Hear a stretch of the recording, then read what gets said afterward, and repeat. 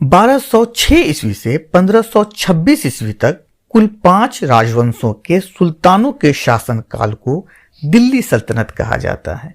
यह काल एग्जामिनेशन की दृष्टि से महत्वपूर्ण है, तो आइए इससे संबंधित कुछ महत्वपूर्ण प्रश्नों को हल करें। पहला प्रश्न है, अलाउद्दीन द्वारा दिल्ली में मद्य निषेध के आदेश का प्रमुख कारण था। सही उत्तर है राजनीतिक।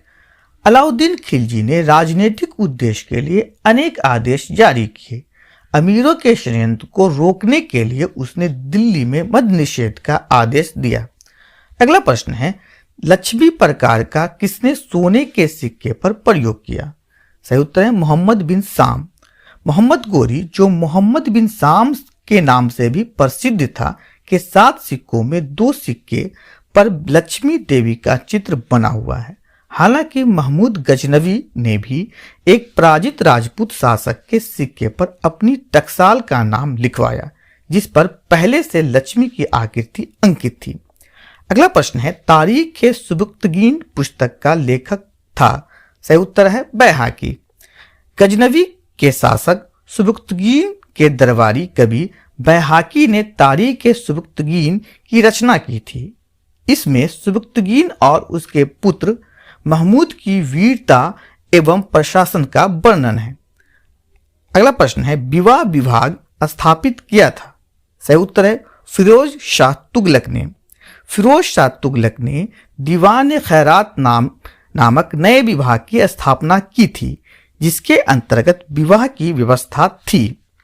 अगला प्रश्न है, अलाउद्दीन खिलजी ने किस हिंदू शासक को राय रायन की उपाधि दी? सही उत्तर है रामचंद्र देव।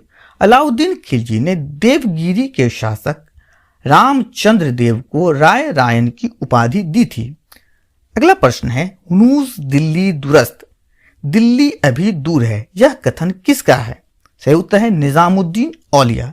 निजामुद्दीन औलिया ने गियासुद्दीन तुगलक को श्राप देते हुए कहा था कि हुनूस दिल्ली दुरस्त।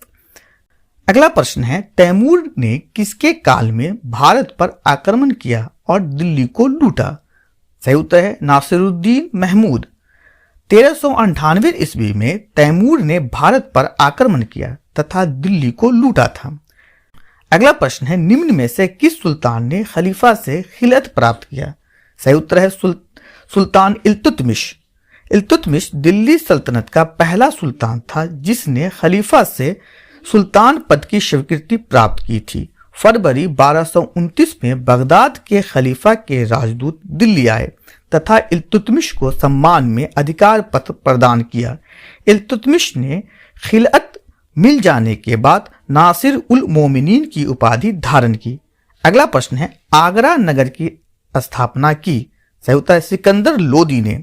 सिकंदर लोदी ने 1504 ईस्वी में आगरा नगर की स्थापना की थी। अगला प्रश्न है, दीवान-ए-मुस्तखराज विभाग की स्थापना की गई थी? अगला प्रश्न है, दीवान-ए-मुस्तखराज विभाग की स्थापना की गई थी? सही उत्तर है बकाया लगान की वसूली के लिए। अलाउद्दीन खिलजी ने एक नए विभाग दीवान-ए-मुस्तखराज की स्थापना की थी, जिसका कार्य बकाया लगान की वसूली करना था। अगला प्रश्न है, निम्न में से किस सुल्तान ने तुर्कान-ए-चिहलगानी का दमन किया? सही उत्तर है बलबन। इल्तुतमिश ने तुर्कान-ए-चिहलगानी की स्थापना की थी। यह 40 तुर्क सरदारों का दल था जिसे बलबन ने अपने राजत्व सिद्धांत के सफल बनाने के लिए दमन किया। अगला प्रश्न है, दिल्ली का वह कौन सा सुल्तान था जिसने भूमि की नाप की आज्ञा निरस्त करके उसके स्थान पर गल्ला बटाई को अपनाया? सही उत्तर है गियासुद्दीन तुगलक। दिल्ली सल्तनत में अलाउद्दीन खिलजी ने भूमि माप प्रणाली को अपनाया, जिससे किसानों पर कर का बोझ बढ़ गया था। गियासुद्दीन तुगलक ने किसानों के साथ सहयोगी दृष्टिकोण को अपनाते हुए भूमि की पड़ताल करने की परिपाटी त्याग दी तथा उसके स्थान पर गल्ला बटाई को अपनाया। अगला प्रश्न है, मोहम्मद बिन तुगलक के अंतर्गत दीवान अमीर को ही किस विभाग की देखभाल करता था? सही उत्तर है कृषि की उन्नति। अगला प्रश्न है, निम्नलिखित में से किसकी रचना का श्रेय स्वयं सुल्तान फिरोज शाह तुगलक को दिया जाता है? सही उत्तर है फतुहात ए फिरोज शाही। सुल्तान फिरोज शाह तुगलक ने अपनी आत्मकथा फुतुहात फिरोज शाही लिखी थी। इसमें सुल्तान के सैन्य अभियानों, राजनीतिक कर्तव्यों तथा दायित्वों का उल्लेख है। अगला प्रश्न है, निम्नलिखित सुल्तानों में से कौन उलमा की इच्छाओं का पालन नहीं करता था? सही उत्तर है अलाउद्दीन खिलजी। अलाउद्दीन खिलजी शरीयत के नियमों से बंधा हुआ नहीं था। वह शासन में उलमाओं के हस्तक्षेप अव्यावहारिक समझता था। अलाउद्दीन खिलजी जो राज्य के हित में समझता था वैसा आदेश देता था। अगला प्रश्न है, निम्नलिखित में से किस राजवंश के सुल्तानों ने सामान्यतः खलीफा के नायब के रूप में अपना नाम सिक्कों पर अंकित करवाया? सही उत्तर है तुगलक। तुगलक राजवंश के सुल्तानों ने खलीफा के नायब के रूप में अपना नाम सिक्कों पर अंकित करवाया। अगला प्रश्न है, रतन नाम के हिंदू को किसके शासनकाल में राजस्व अधिकारी के रूप में नियुक्त किया गया? सही उत्तर है मोहम्मद बिन तुगलक। मोहम्मद बिन तुगलक ने रतन नाम के हिंदू को सिंध का राजस्व अधिकारी नियुक्त किया था, लेकिन स्थानीय विरोधी गुट ने षड्यंत्र रचकर उसकी हत्या कर दी। निम्नलिखित मुस्लिम शासकों में से कौन लूट में प्राप्त धन का 80% राज्य कर के रूप में लेता था? सही उत्तर है अलाउद्दीन खिलजी। सल्तनत काल में लूट में प्राप्त धन को खुम्स कहा जाता था। शरीयत के अनुसार खुम्स का 20% हिस्सा शाही खजाने में तथा 80% सैनिकों में बांट दिया जाता था, लेकिन अलाउद्दीन ने इस नियम को उलट दिया तथा लूट में प्राप्त धन का 80% राज्य कर के रूप में लेने लगा। अगला प्रश्न है, किस राजवंश के अंतर्गत विराजत का सर्वाधिक विकास हुआ? सही उत्तर है तुगलक वंश। तुगलक काल को विराजत का स्वर्ण काल कहा जाता है। अफीफ लिखते हैं कि तुगलक काल में वजीर पद का न केवल महत्व बढ़ा बल्कि फिरोज तुगलक के काल में यह शिखर पर पहुंच गया। अगला प्रश्न है, कुतुब मीनार के संबंध में निम्नलिखित में से कौन सा कथन सत्य नहीं है? सही उत्तर है यह एक 4 मंजिली संरचना है। कुतुब मीनार का निर्माण कुतुबुद्दीन ऐबक ने शुरू करवाया था तथा इल्तुतमिश ने इसे पूर्ण करवाया। कुतुब मीनार को इल्तुतमिश ने 4 मंजिला बनवाया था, परंतु 1370 ईस्वी में बिजली गिर जाने से इसकी चौथी मंजिल ध्वस्त हो गई।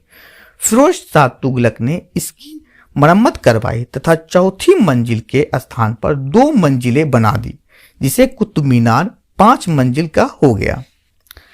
अगला प्रश्न है, इब्न बतूता कहाँ का यात्री था? सही उत्तर है अफ्रीका। इब्न बतूता अफ्रीका यानी मोरक्को का निवासी था। वह 1333 ईस्वी में मोहम्मद बिन तुगलक के शासनकाल में भारत आया। इब्न बतूता ने अपनी यात्रा का विवरण रेहला नामक पुस्तक में लिखा था। अगला प्रश्न है, सल्तनत काल में 2 प्रमुख सिक्कों टंका और जीतल का प्रचलन किसने किया था? सही उत्तर है सुल्तान इल्तुतमिश ने। सल्तनत काल में सर्वप्रथम इल्तुतमिश ने चांदी का टंका और तांबे का जीतल चलाया। एक टंका 48 जीतल के बराबर होता था। इसके अतिरिक्त इल्तुतमिश ने टंकों पर टकसाल का नाम लिखने की परंपरा की भी शुरुआत की। अगला प्रश्न है, निम्नलिखित में से किस एक को अलाउद्दीन खिलजी ने स्थापित किया था? सही उत्तर है दीवान रियासत। बाजार व्यवस्था अलाउद्दीन खिलजी की प्रमुख नीति थी। उन्होंने इसकी देखरेख के लिए एक नए विभाग दीवान रियासत की स्थापना की। अगला प्रश्न है, निम्नलिखित में से कौन सा भारतीय वाद्य यंत्र भारतीय इस्लामी समन्वय का सर्वश्रेष्ठ उदाहरण है? सही उत्तर है सितार। सितार का निर्माण हिंदू वाद्य यंत्र बीना और मुस्लिम वाद्य यंत्र तंबरो का समन्वय से हुआ है। इसका आविष्कारक अमीर खुसरू को माना जाता है। अगला प्रश्न है, दिल्ली सल्तनत का प्रथम वैधानिक सुल्तान कौन था? सही उत्तर है इल्तुतमिश। इल्तुतमिश दिल्ली सल्तनत का प्रथम वैधानिक सुल्तान था। इसे 1299 ईस्वी में बगदाद के खलीफा मंसूर द्वारा मान्यता प्राप्त हुई थी। अगर आप अभी भी इस चैनल को सब्सक्राइब नहीं किया है तो कर लें और बेल आइकन दबा लें ताकि जो नई वीडियो हो और सूचनाएं वो आप तक पहुंच सके। धन्यवाद।